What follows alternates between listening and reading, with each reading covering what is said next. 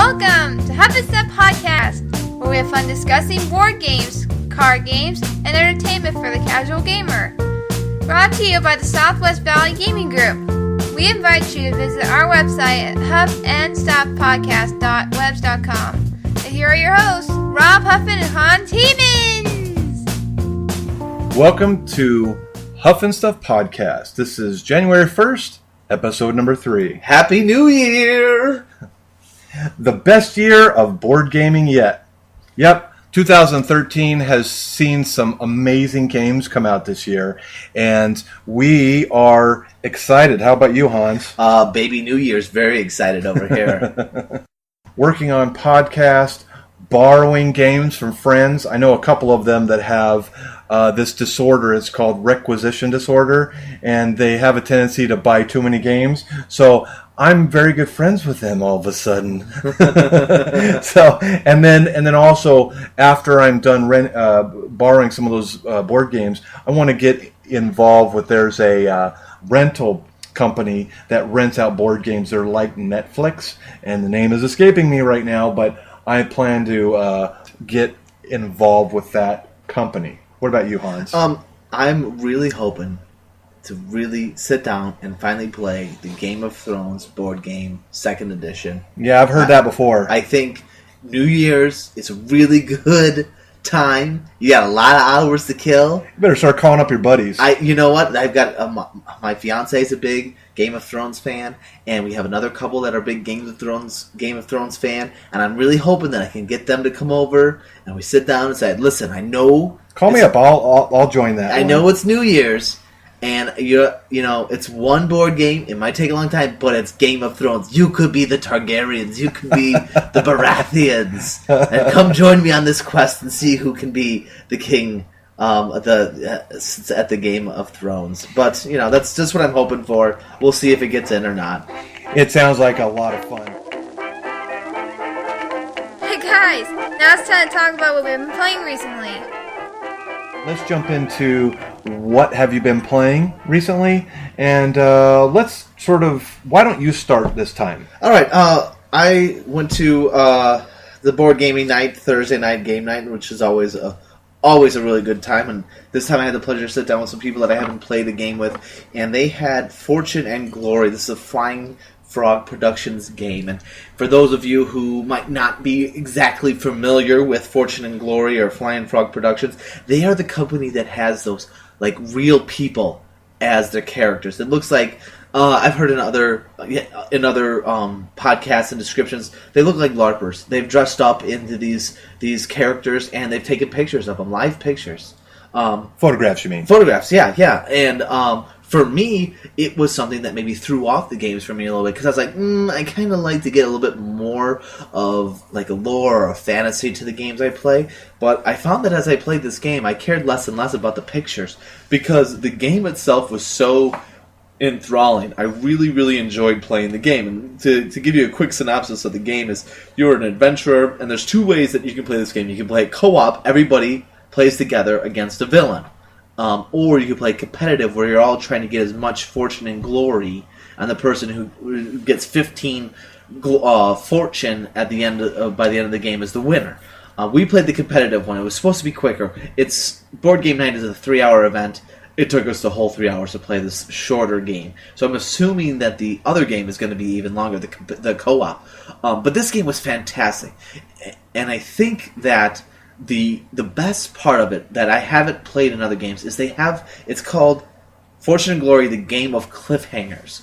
When you go to try to get a relic, and a relic could be anything from the Hammer of Zeus to the helmet of the Crimson Eye, you kind of make these relics up from drawing from cards and locations. Now let me ask you, did this is kind of like an Indiana Jones game, right? Yeah, you're an adventurer, you're going around, you're looking for these relics, and you go all over the world. You can go to the Arctic, you can go to the Alps in Italy, you can be in North America, Australia, wherever. So anyways, you're going on these adventures, and depending on the cards you draw, it's a randomness. You draw a relic, the story behind the relic, and then the location. And based on those 3 things that they draw, you have to do so many actions.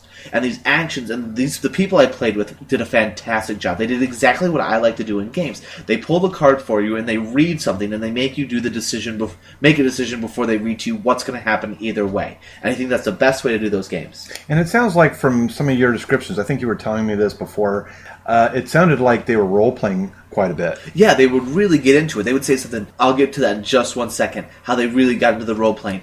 You go on these adventures, and you had to do certain things. You had these skills like agility, cunning, combat, and you had to test them against certain things, obstacles in these events. Well, if you failed an event, your turn would stop there. However, it was a cliffhanger. The card would turn over, and the adventure would continue when it gets back to your turn. And these people did an amazing job. The girl would read, she said, when we last left Jacques Cousteau, he was flying through a car about to go off the cliff. So they really got into, hey, to be continued, and then this is what happened when we last left them. And it was just really cool because you're sitting there, you're going through everyone else's turn, and you're like, oh man, my cliffhanger's coming up. If you fail at your cliffhanger, you're knocked out, your character's done, you lose half your stuff. You a roll of the dice to your stuff, and then you go back to your starting city. You don't get the artifact. So you're sitting there and you're waiting, and I think it was fantastic. And there was enough luck where you roll the dice. There was enough strategy to decide, well, do I have enough cunning to do this, or do I have to choose something else? There was Nazis and there was mobsters. It was just a fantastic game. I think any part of me that didn't want to play this game because of the art or the photographs went away when I actually played the game. Now, Flying Frog Productions, they have A Touch of Evil, which is like an Arkham horror. They've got Another Adventures and expansions of this, and I'm definitely chomping at the bit to play another one of these. Flying Frogs always does such a great job. From what I understand, A Touch of Evil there's a lot of luck. We just had in our last episode, we talked about luck versus strategy. And I would advise you guys, if you haven't heard that episode, to really go back. It was a great episode, by the way. The best. There was 2 guys on there. They do really good work. Anyways, but I have heard quite a few reviewers on that game say that, yes, the photographs are kind of hokey. It's almost like a B movie when you look at this stuff, but it just kind of melts away because the gameplay's so good, and some people complain about the randomness in the game, but it kind of is good. It's kind of fun. Yeah, I completely agree. It was enough randomness, enough luck, but you could work around that luck by getting more gear so that the attributes you were low on went up. They were fantastic. What was the other game you were telling me about? Oh, the other game that I was telling you about that we played together, which you purchased on the Fantasy Flight Christmas sale. Don't remind me, I spent lots of money there. Was Dragonheart, and this was a simple 2-player game. There was a board, and there was different characters on the board. There was like an archer, a dragon, a treasure chest, a goblin, ships, and each thing kind of affected the other things in it. You could collect cards by playing certain cards. You play the archer, you get the dragon. You play the knight, you get the what was it, an orc or a goblin, a troll, something like that. It was a troll. But there was strategy because you had to play. There had to be 2 soldiers or knights on the board before you get the one troll. And if I play one, does the opponent play the other one and get what I'm working towards? It was a fantastic little game. You said you paid something like $10 for it. Yeah. I could already see the replay value being well worth that $10. The art on it was really good for a $10 game. I mean, it's Fantasy Flight, so it's going to be somewhat good. The cards were high quality. The board was really nice. Very small, easy to take places in a game like that where it's short and quick. You want to be able to take it places. Well, and it fits a niche in your library, in your game library. Maybe you're on a little trip. My family likes to take twice a year sometimes. We like to go camping. We have a tent trailer, and we take it, and we always love, this is a great opportunity for me to play board games with the family. There's no electronics when you're going camping, and this is where board games really come into their own in essence. And this is a great game. This is going to be one of those games. This Dragonheart game is going to be one of those that we can pull out. It's quick. We don't have to leave the board up because we have to go cook dinner because, let's face it, when you're camping, there's a lot of work involved. So it's a quick game. We can play. I think I'm going to introduce it to my oldest daughter. She probably would like it because it's a set collection game in a sense. Yeah, and I'm going to go home and I'm going to get online and find out if I can still buy it, if it's still on sale at that cheap price. And it just goes to show, on our first podcast, we had a question. One of our musings from the internet was, just because a game doesn't sell, does it make it a bad game? This is a very good example of, like, this game might not have sold, but it's a good game. So don't give up on games out there. Right. There's a couple here that I've been playing. Fantasy Flight sale that Hans here... That took advantage of you. Yes, you did, and I'm still cursing at you because I spent all that money. But it expanded my library, and I got a really great game out of it. I got The Adventures, I think, of the Temple of Horus or something like this.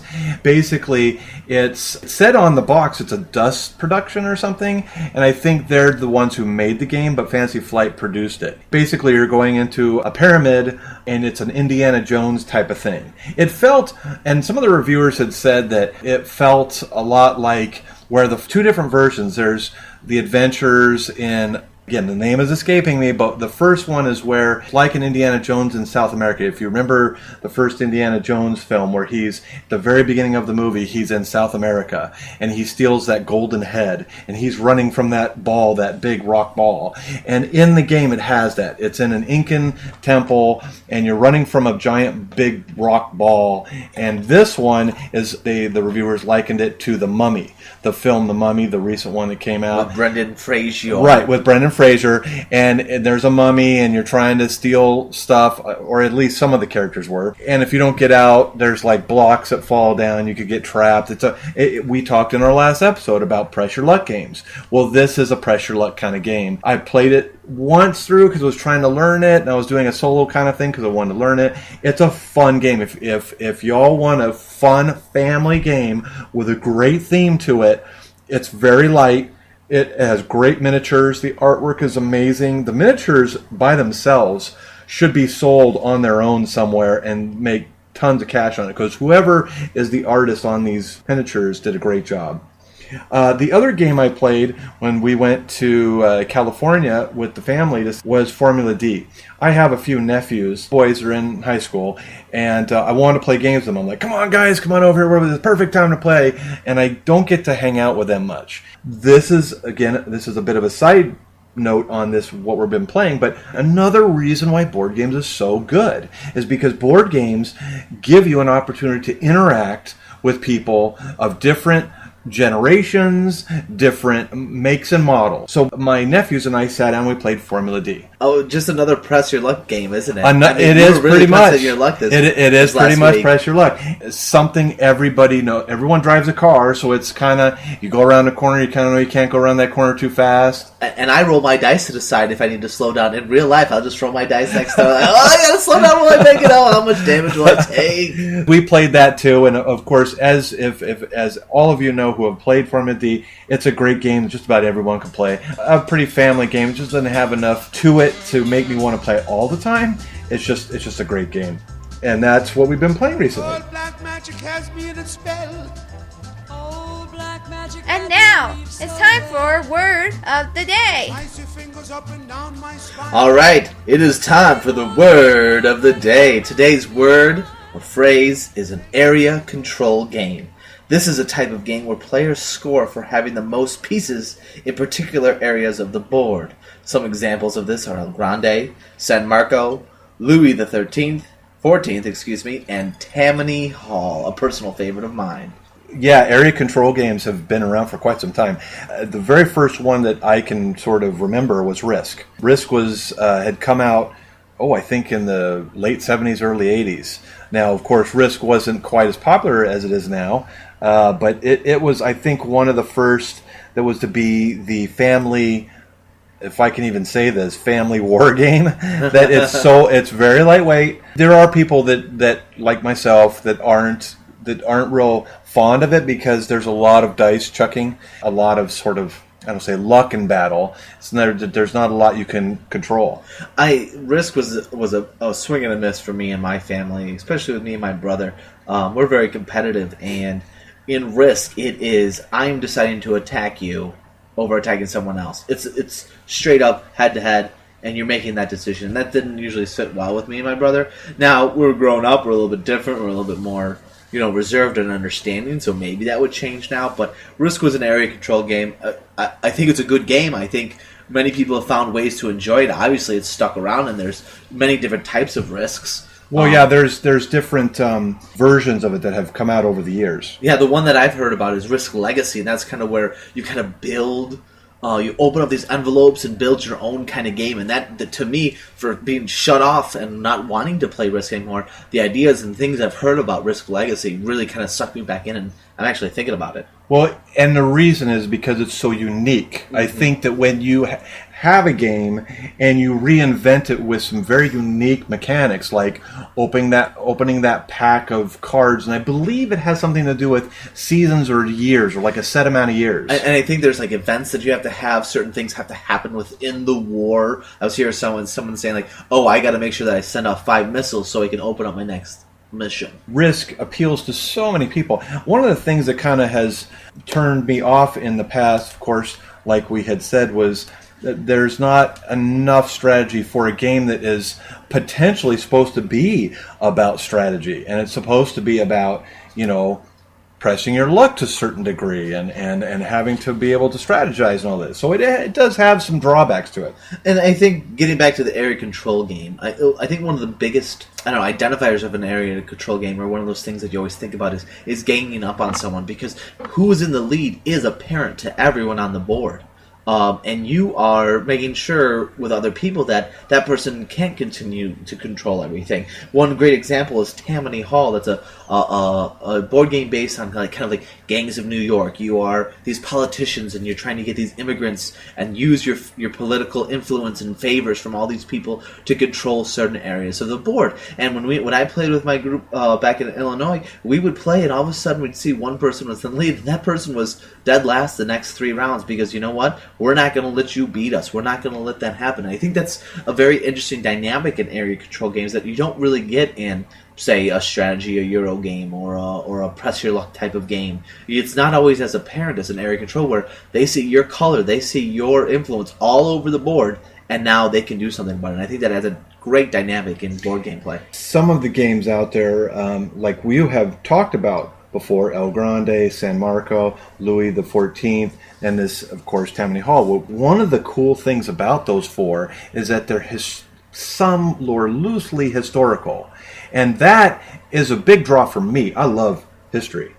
Yeah, it's a big draw for me as well. Gangs of New York is one of my favorite films, so I knew right away that I wanted to play Tammany Hall. Everyone can always get behind it. Going back to Risk, everyone can get behind being, their country and trying to dominate everything. It's a very, very simplistic theme to jump into. One of the games I've been playing recently that I got, again, on this Fantasy Flight sale was Ventura. It is similar to Risk, but it has a very unique battle system where you've got a board, and it's a battle board, I guess is a way I could say it, and then you have to battle each other. And the problem with that game, though, is that you don't necessarily have to battle someone. You can get victory points without having to battle. So that's a whole nother topic for another day, but again, another area control game. Now, before we get on to anything else, I do have to say that there are some very positive examples of this game play, because a lot of people don't like area control games because for whatever reason it rubs some folks the wrong way. Small World is a perfect example of this. You don't have to, there's no elimination in this game, and that's one of the reasons why some of these other ones like Risk, you get eliminated. You're just sitting there waiting for the other people to complete the game. I agree with you. A lot of area control games, it might feel like you're out of it, but the best ones, Small World, and even, I think, Tammany Hall, you have ways to get yourself back into the game. There's ways to still contribute to the game, and there's still ways to make a difference. And I think that's the big difference of a good area control game and a poor area control game. Right, and there's ways of negating that. Mm-hmm. And Small World, and it sounds like, again, I've never played Tammany Hall, so I'm just kind of going off by what you're saying now, but it sounds like Tammany Hall and some of these other games have ways of negating the facts of what Risk has. It's a problem. Yeah, in Tammany Hall, the person with the most control is the mayor, and they have to hand out duties to people like the deputy mayor, the sheriff, the comptroller, and they get to do certain things like move immigrants, change things, slander people. So it does hand out power to other people. And now it's time for our main topic. That's right, Elise. We are now on to our main topic. Okay. Right now, we're going to talk about the best of 2013. What are our favorite gaming moments of 2013?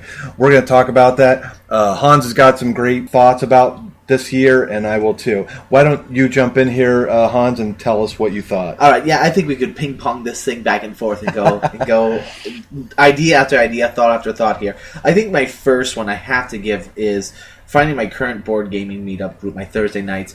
Moving down here to Illinois, from Illinois to Arizona, I was very worried. I was moving away from the only people that I knew who played board games. I had no idea what I was going to get myself into, and really worried that these games that I purchased are going to go to waste, and that I won't be able to continue this hobby that I very much enjoy and borderline love and lust after. So being able to find this board gaming group and go there every Thursday and have a fiance that is okay with me going and being understanding and saying, yeah, go have fun, meet these people, play these games, enjoy yourself, spend money on board games. It's been fantastic. It's been great. And I would have to second that, because I too, like Hans here, moved from Southern California. I've grew up 40 years in the Southern California universe, and all my friends, all my family played sports there. I mean, everything and everybody I knew was there, and really the only contact that I have, the older you get, the less friends. You lose friends because everyone's going their way. People have families, and so, again, another reason why board games is so important in people's lives, because it gives them a way of contact, and thank God that Imperial Outpost, I think is the name of our store. Game, yeah. Thank God for those folks. I love those guys there, because without them, I wouldn't have met Hans here and many of my new friends now. I call them friends, by the way. And I gotta say, to piggyback on the Imperial Outpost games, guys, you gotta support your local gaming stores. Without them, it's hard to get together and meet people. They have so many things of hosting. They have garage sales. You can get games cheaper. They have, board game night. They have miniature night. They have so many things going on. So yeah, it might be easier to buy that board game online. It might be easier to check that out. But every once in a while, throw a dog a bone. Support them. Show them. I've met so many different crazy, cool, awesome people through this board game meetup, and been able to play so many different games that I would not have been able to play on my own. Moving on to this, the main topic, one of the things about 2013, after we found this new hobby, and I say we, and when I say that, I say my wife and I. My wife has been one of the most amazing people on the face of the earth. Of course, not only do I love her, but she has supported me and let me go to my board gaming, and she's got to stay with the kids and stay at the house and keep things going. Not only has she allowed me to do those things, but I know you had said something about your fiance there, letting you be involved with that gaming group and go out and do that. But my wife also shows great interest in board games and being involved, supporting my hobby. And let me just tell you, I think you and I are blessed to have great women in our lives. I would completely agree. The first person to wish me luck and ask how this podcast was going was my fiance. The first person to ask me how my board gaming went is my fiance when I get home. She gives me plenty of time she knows I come home and I'm all kind of, oh, I'm so excited about the games I just played. She will sit through and listen to and interact and talk with me about it, and it's fantastic. I couldn't ask for a better partner. Yeah, agree, because let me tell you, when I listen to my own self-talk and babble on about some of this stuff, I'm like, my wife, love her. She's got a lot of patience. It takes patience. Yeah, the other thing that I think that we could potentially bring up from 2013 is there are some great sites that Hans and I have been discovered and been involved with. And when I say involved with, I mean we interact with. Yeah, I agree. I up until this last year, when meeting you and talking about starting this podcast, my knowledge of BoardGameGeek.com was log in, type in the name of the game I was thinking about, and see the score, the Board Game Geek score. That was it. Now I'm searching through forums. I'm reading up. I'm writing reviews on BoardGaming.com. I'm adding things to my wish list and setting out exploring tasks and things of that nature. It's been fantastic for my knowledge of games, for my love of games, and for my want to play and talk more about games. And I think that if you are really passionate about any particular hobby you have or activity that you're involved with. And what I mean is that anything that you spend your time away from work doing. And it just happens to be for me, and I'm sure that it's the same way with Hans, board gaming is kind of taken over a good chunk of my time in my life. And these websites, like we had talked about in our last episode, supported greatly by these websites, and I'm grateful that Board Game Geek and these other places, boardgaming.com, have these sites where we could go and interact. The other thing I would say that has been excellent in 2013 is starting the podcast, and I think that I had sort of talked with Hans, very briefly about this, but I think this podcast has certainly made board gaming even that much more fun. I think talking about it is just a blast. When I'm going to work and I'm sitting there and I want to so bad share my passion and good times with these people, but they just don't really care. And as I'm not trying to throw them under the bus, these people, but at the same time, they don't share the same things as you do. Yeah, and I gotta say, when Rob, you came to me and said, hey, I've been talking about this podcast, and start off as maybe me just being kind of a guest every now and again, and I really hope that you saw the eagerness in my eyes to join you, because there's two things I love that take up a lot of my time, and it's thanks to a long car ride, a long commute to work. I'm able to listen to board game podcasts and sports podcasts, and both of them have two things in common. One, I listen to them all the time, and two, it's got to do with talking, and I really love talking about these things, and I really love learning more about it, and there's just always information. The more you listen, the more you know. Also, the more you talk about it, the more you know. And I just was so eager to jump on board with this, and it's been just fantastic. I've never thought making outlines for episodes and looking through forums and trolling through things and just finding everything I could find could be so fun, and it definitely has been. It's been fantastic. Best of 2013, I've got to include probably what I think was my favorite gaming moment, and that I was playing at one of our Thursday night board game meetups, the game Spartacus, and it's very odd that for me to think that I'd pick this as my favorite board gaming moment of 2013 because I lost horribly, but the whole game, it was just fantastic. The first time I stepped into the arena to have a gladiator battle, there has not been a fighting mechanic that I ever played like it. It sucked me in right away. I loved it.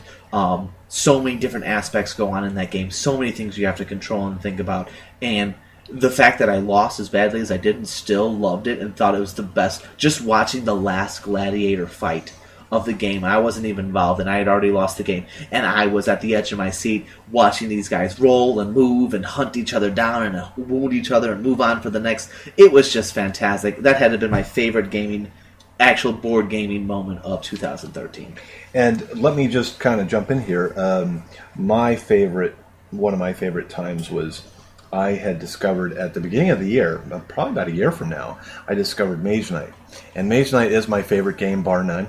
And I know there's a lot of people that have varying opinions on this game, but personally, I love the aspect that really it doesn't scale that well. I think it plays pretty good with one or two. Once you get past two people, that third and fourth person, it drags a bit. It's a bit long, but as I primarily play it as a single-player game, and when I play that game, I just love it, and I don't know why, but I love this game. And there have been moments, and it's not one particular moment throughout the year, but I remember this last summer when I had weekends where it was early morning, and I'm kind of an early riser kind of person, and my wife's kind of a late night girl, and I would break it out on the table here and break it out, and I would just have the long 3-hour, 4-hour sessions, just me in the game, and I felt like I was in that world. I felt like I was this guy with an assistant, and we were these heroes marching through these towns and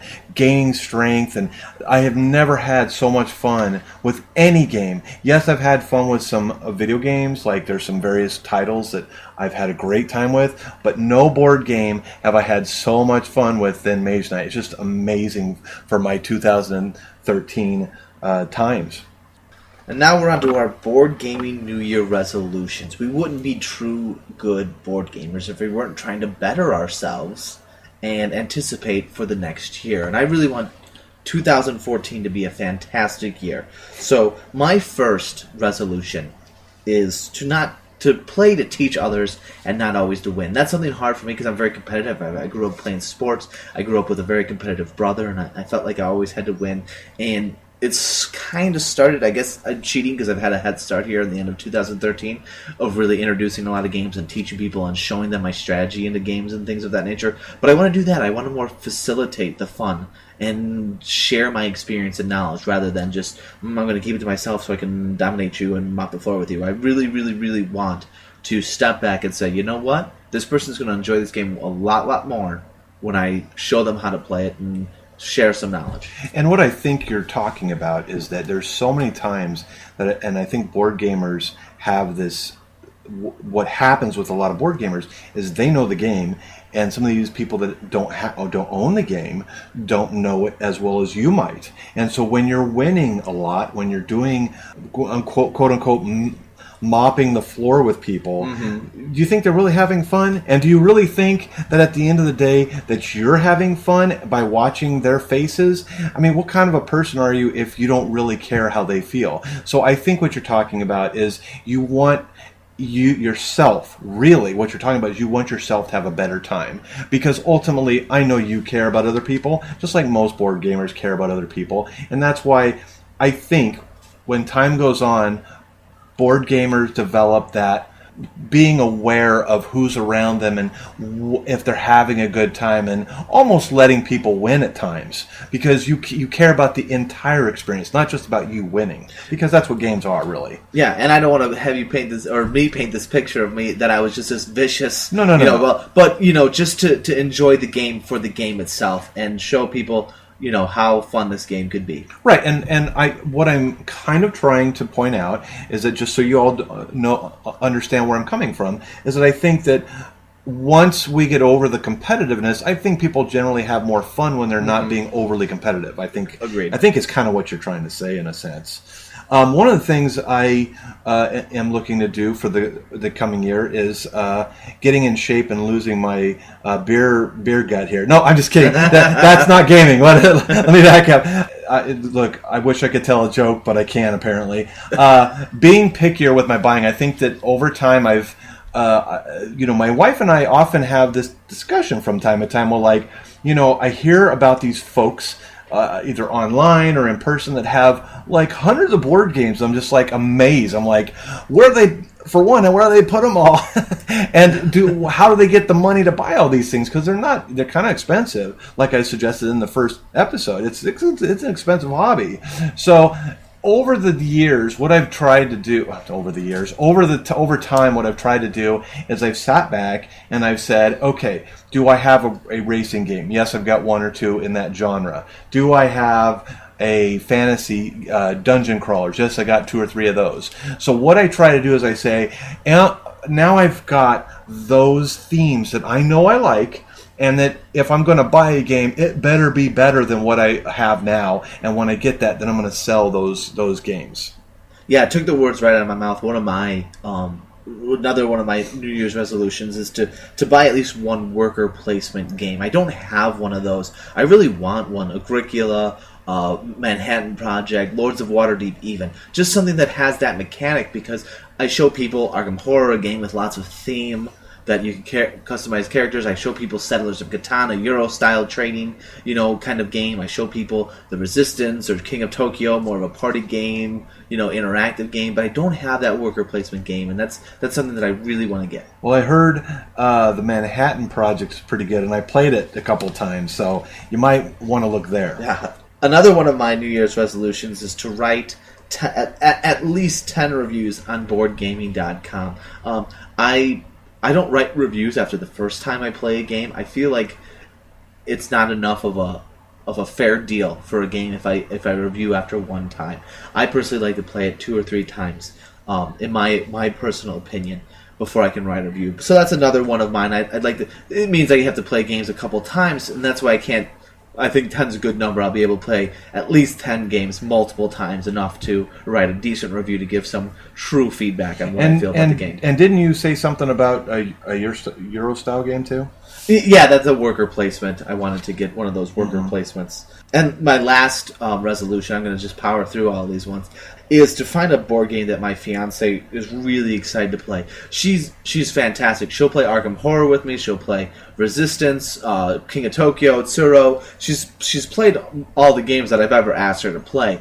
But to get that twinkle in her eye, that desire to say, you know what, Hans, you get this game out. I want to play this. And slowly playing games with her and seeing kind of the things she liked about Arkham, or the things she liked about Resistance, or the things she didn't like about Tsuro or King of Tokyo or whatever, I can start molding that into and finding the perfect game for her, because she means, as a partner, she means so much that I want to be able to share the best board game with her that I can find for her. That is something that most gamers with a spouse or a significant other will often try to do. And I would completely advise you folks out there who have better halves that aren't very into board gaming to get them involved by buying for them, keeping that in mind. So when you're out there looking for a game and doing the research, because research is fun when you're doing research on a hobby that you like. I know I spend way too much time on it.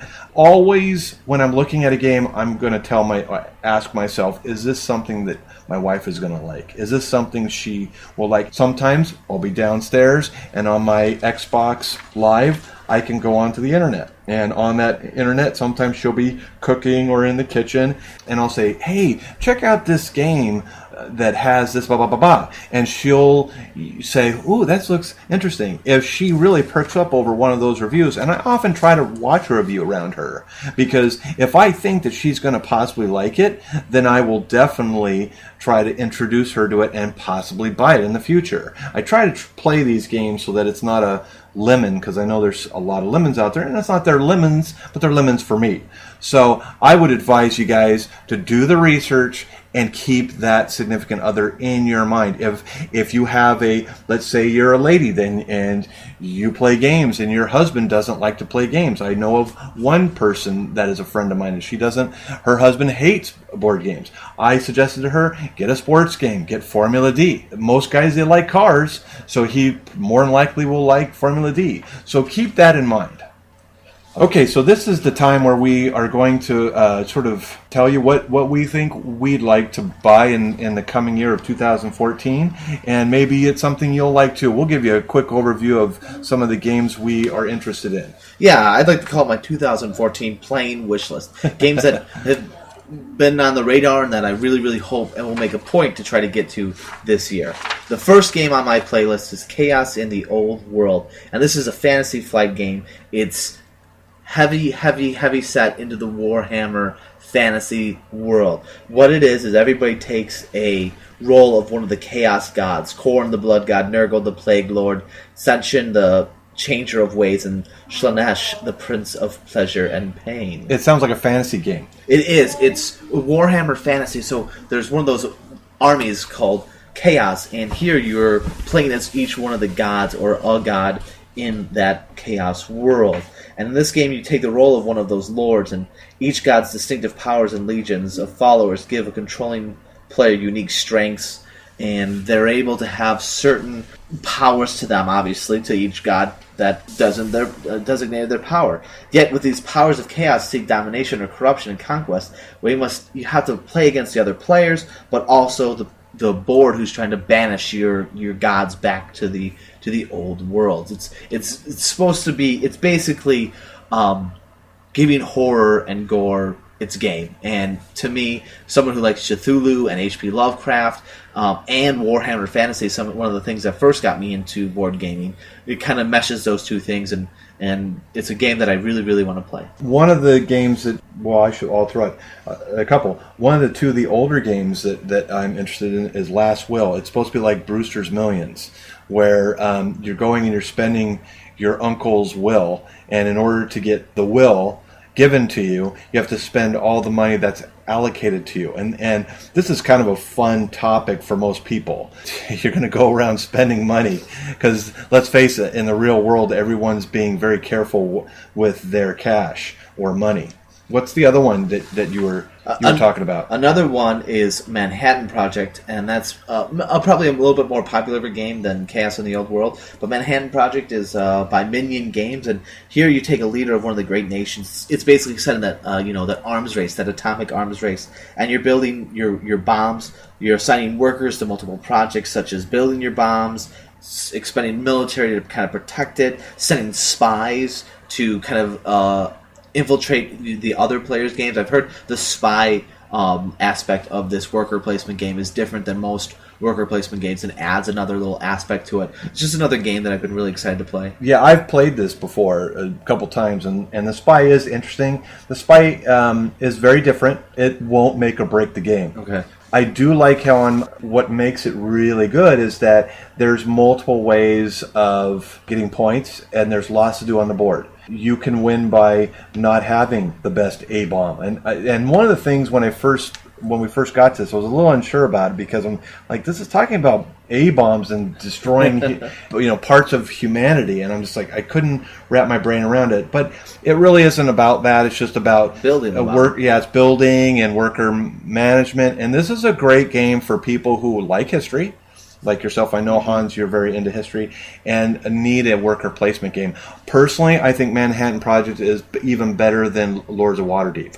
So you had talked about Lords of Waterdeep in a few episodes back, and honestly, Manhattan Project, in my opinion, blows that out of the water. Yeah. I'm excited to play it. The one of the ones that I'm interested in is Whitechapel. Now, we had talked about this last episodes, and we had played this, and I think my wife would love this game, and I have my eyes on it. This is a Fantasy Flight production.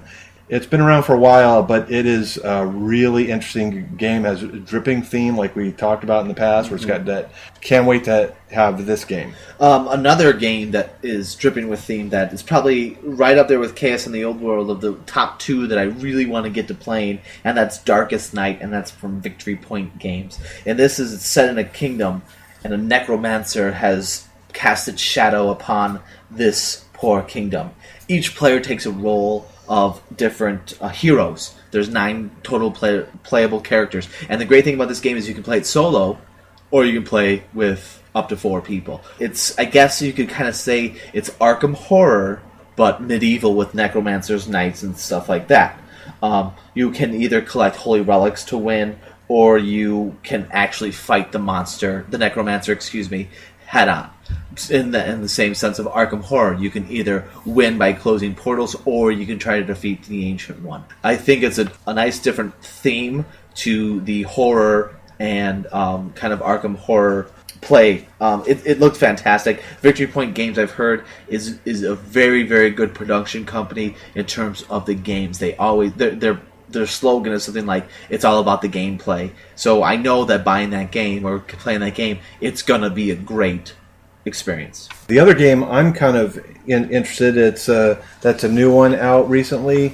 It's called Francis Drake. It came out in, I think it was late 2013. Oh, yeah. I believe it came out in Gen Con, or maybe it was Origins. I can't remember, but it was pretty big on an Essen as well. Yeah, I've heard people just fawning over this game. Awesome components, great gameplay. Yeah, Francis Drake, what I like about it is it has a how do I say this? It has a multi-leveled game to it. It's got the building part of the game where you build up your ship and your crew and all that kind of thing. Any kind of military part of the ship and that kind of thing for defense and all that. Then you've got the part where you're exploring the South Seas, or I think is what they call it. And you're attacking Spanish fort. And the components are amazing. I saw some of these components. They've got little crystals that represent, not crystals, but little gems. And they've got, I believe, real metal coins. I could be wrong on that one, but I could have swore that they said there were real metal coins here. Yeah. That alone, I'm just getting all excited just from that. The last game on my 2014 play wish list is a game that is pretty popular, and I'm sure many people have played. I just haven't had the pleasure to play it. It's Battlestar Galactica, and this is another one of those Fantasy Flight games. It's a co-op game, but with a trader aspect. And this is a game that is on my wish list because I think it might be something that my fiance would get into. She'd like that trader aspect of the Resistance. Yeah, I think she would like that, She too. didn't know who to trust and who not to trust. And in Battlestar Galactica, you got those Cylons depending on the amount of people, depends on how many Cylons you have. But there is that trader aspect. And I think that although it's a longer game, although it's not typically a party-style game, it could be a game that she could get into, and that's why it's on my wish list. And I've heard that you don't have to know the show to really like that game. And I think that's a sign of a really good game. They're just using that theme to make a great game, and I've heard nothing but good things about it. So I'm very excited to get to it and hope to play. It's definitely on my list. Well, I've got a pretty long list, but I'm going to just leave it to 4 here. But my 4th one is Pillars of the Earth, and this is an older game, but it's a worker placement game, and the artwork's supposed to be off the charts. I just recently picked up for Christmas. My brother so kindly bought me Fresco, and that is a worker placement game where you're trying to do some painting on the ceiling of I believe the Ford Chapel. I could be wrong on this one. You're doing painting and on this fresco, and I find myself wanting some more Euro games. Fresco and Pillars of the Earth were at the top of my list. But wait, we have questions and answers too. All right, so now here are our musings and questions from the internet. One of them that I saw that I think pertains a lot to some situations I've been in, and I was kind of wondering what your take on this was, Rob. And that's the question that I saw on the forums was, do you ever play the same game consecutively? Personally, me, no. Because I have this weird part of me, and maybe it's not just me, maybe it's everyone, but I, from personal experience, I worry a lot about burnout. And this could be a whole episode, really, on one of our shows we should probably talk about in the future. But I worry about burnout a lot, so I tend not to do that, personally. I think it's game to game. I tend to play Arkham Horror a lot by myself, and I didn't get burned out on it. But it's probably because it's my top game. It's a theme that I love, and it's because I have such a vested interest in what I'm playing that I have no problem with it. Now, playing with people... as I said before, I'm a teacher and I use board games as an incentive. My students have asked for the Resistance a lot, and I found that we would play 3 or 4 games in a row, and then usually that 4th game, player interaction, player excitement start to go down a little bit. They still were like the game, and the next day the next opportunity to play, they'd still ask for it. But that 4th or 3rd game, we'd find we'd slow down a little bit. We kind of made assumptions already, and people's strategies and plays had already played out, so they didn't know what else to do. I just worry. I mean, yeah, I've played my favorite game, Maze Knight. I've played 2 or 3 times in a row, but it hasn't been on the same day because it's a long game. Yeah. I mean, I can understand it if it's a shorter game. Like, I don't know, did we talk about it on this episode? These episodes are starting to blur together here. Was that Dragonheart? Was it? We talked about that on the last episode. We talked about it on the last episode. Was this episode where you can get in 2 or 3 games of that, and that's pretty cool, and that's great. But for a longer game, I think you're going to have a harder time with that. I think you're hitting the nail on the head there. Longer game, and I think games that you have to get more emotionally invested in, like the Resistance, it's hard to play back to back. Suro is a game that I can easily play 3 or 4 games in a row because I don't have to interact with other people. I can just focus on what I'm playing, the card I'm going to play, and moving my dragon. Dragonheart was the same way. I didn't really have to worry about what you were doing. I had to worry about what I was going to do. I didn't have to put on this big show and this, the whole kit and caboodle of trying to convince something otherwise, or spend an hour and a half on it. I think there's a select few games, those short games, where it's a little bit more strategy and a little less interaction, where playing it consecutively doesn't really hinder the game's performance. And I think that depending on if you're playing solo or not, I know that when I'm playing solo games, yeah, I can whip out some games by myself in a fair amount of time. I've got Race for the Galaxy. With one of the expansions, there's a solo part of that game, and I have played that 2 or 3 times in a row too, and that's fine. But if I'm playing in a group, I'm not going to want to do that because I'm worried that other people may want to experience other things. So, Now, the other thing that we kind of wanted to talk about from the music and questions from the BGG was games you wish you had different themes. From my personal perspective, there are 3 for me. Cyberpunk. I mean, there's like maybe 3 or 4 games out there with that cyberpunk theme.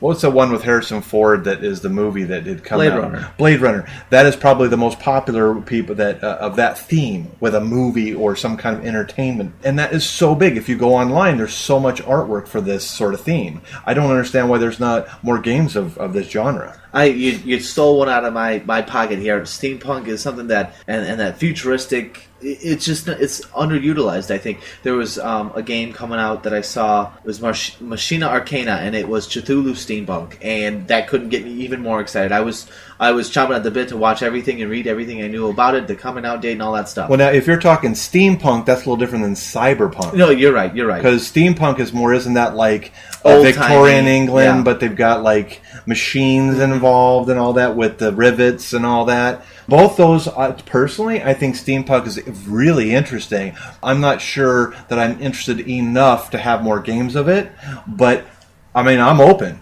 If a game can pull it off with an interesting theme and good gameplay. In terms of the steampunk, the most that I've seen are kind of they do the flying machines of steampunk, and I'm not big into flying machines. If they could do something more where you've armored up characters to fight certain things in steampunk, that would be more interesting to me. And the other theme that has just recently come out that I'm like blown away by how awesome this is, and I don't know why I never thought of this before, but the whole theme of survival. Being a survivalist, like I've got Robinson Crusoe. Thank you. I couldn't think of it, by the way. And then my brother just picked up a game called. This time I can't read your mind. I can't think of the darn theme. It's similar, but it's like you're shipwrecked on an island as well. It's similar, but this theme is really interesting to me because I watch all these shows online like Bear Grylls and all this stuff about how he survives, how when being in the special forces taught him how to find food and how to get water and how to make fire without a match. I mean, these kinds of this theme is just fascinating to me, and I love the outdoors. I don't understand why they don't have more games like that. Yeah, I think we're seeing something in board gaming too. Is a lot more licensing. There's a lot more games coming out based on television shows and movies and stuff. There's been how many Hobbit board games have come out recently? Battlestar Galactica, Firefly. What was another one most recent? Spartacus is another one. There's a lot more licensing opportunities, and I think that's an area in which these board game designers and production companies can go out and branch out and get these licenses, and all of a sudden we can see things that we've seen on the big screen or seen in season after season and put them into not just Monopoly Doctor Who, but how about a true Doctor Who adventure? I think, though, that's definitely an avenue we want to go down.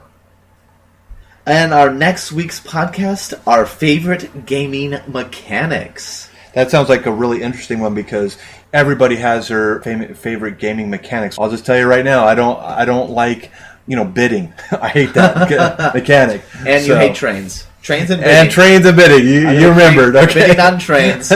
So thanks for stopping by. I hope you enjoyed today's episode. Like always, we invite you to come back. And Happy New Year!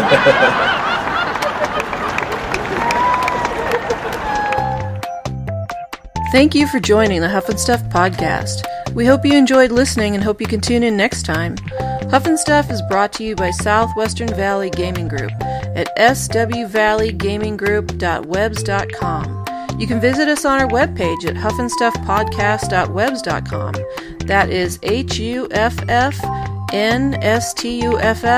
podcast.webs.com. We love to hear from you, so leave us questions, feedback, or just say hi. As always, keep on smiling and game on.